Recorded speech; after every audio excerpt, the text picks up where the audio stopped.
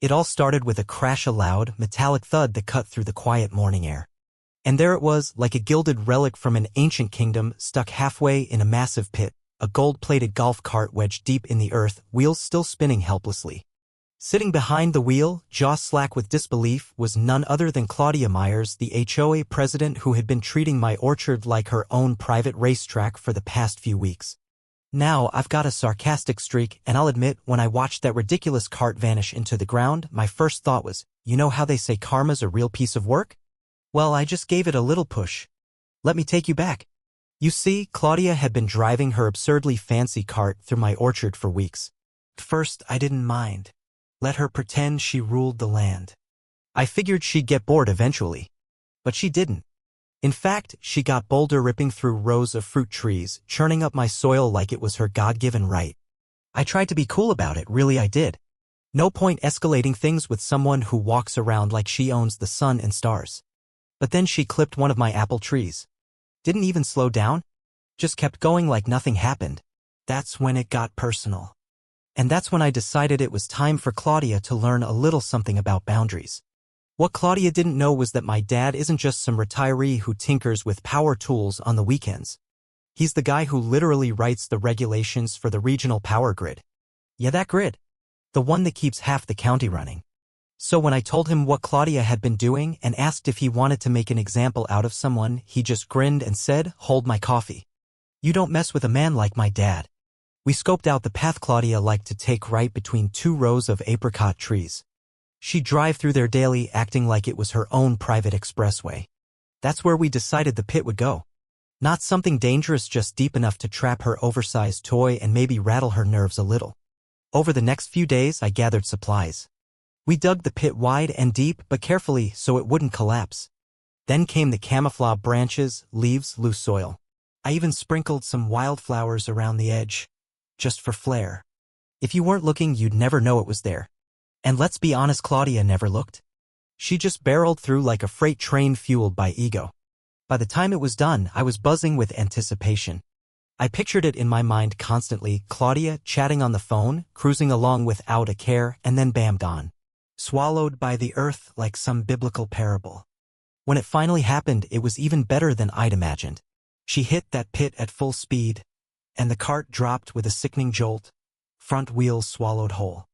It wasn't dramatic, just a clean, brutal trap.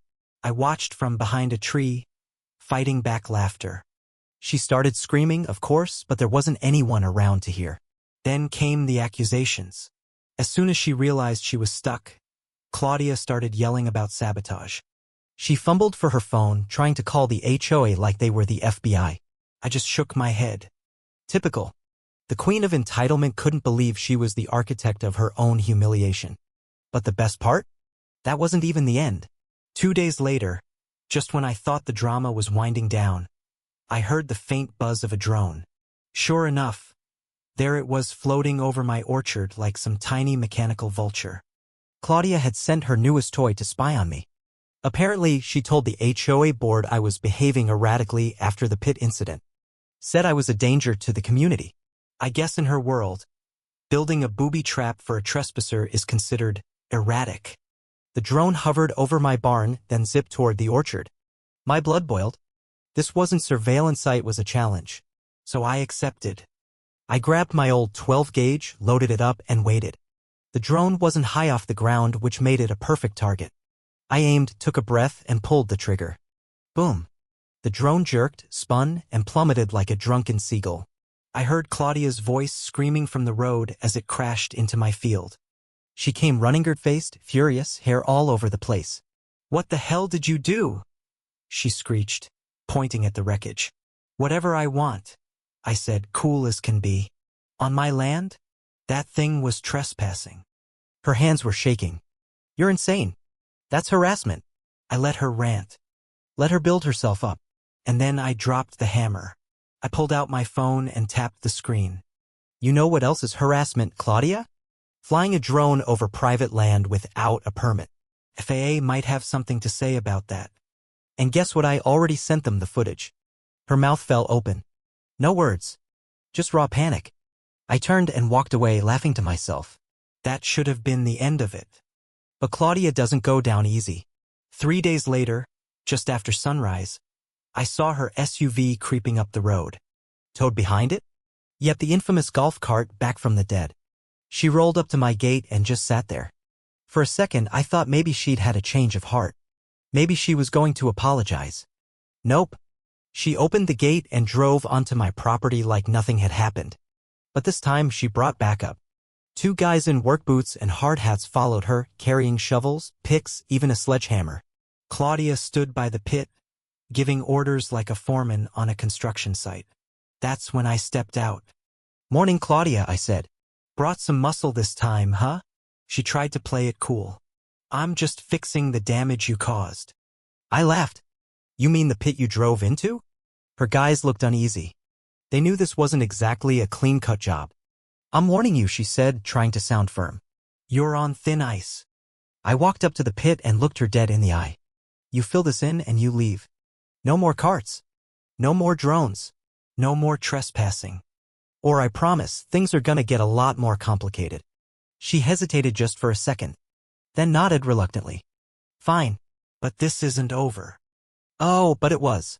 Because what Claudia didn't know was that the HOA had been getting complaints about her, lots of them. People were tired of her power trips, her fake inspections, her threats. And I had proof. The next time she showed up, I was ready. She stormed up my driveway, all righteous fury and pent-up rage. "We need to talk," she said. I crossed my arms. "About what? Your unauthorized drone flight?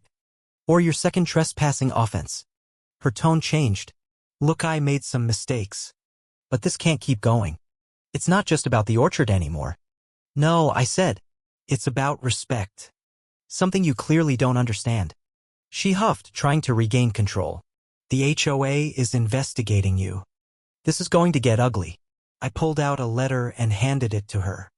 Her face went white. It was from the HOA board suspending her indefinitely pending a full investigation. Her reign of terror was over. Claudia staggered back like I'd punched her in the gut. "You're done," I said quietly. And that was it. She left without another word. No threats. No fake smiles. Just silence. The orchard's been peaceful ever since.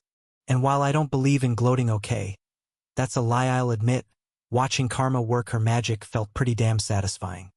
Because sometimes the best revenge isn't revenge at all.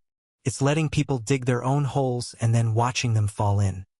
It all started with a crash, a loud, metallic thud that cut through the quiet morning air. And there it was, like a gilded relic from an ancient kingdom, stuck halfway in a massive pit, a gold-plated golf cart wedged deep in the earth, wheels still spinning helplessly.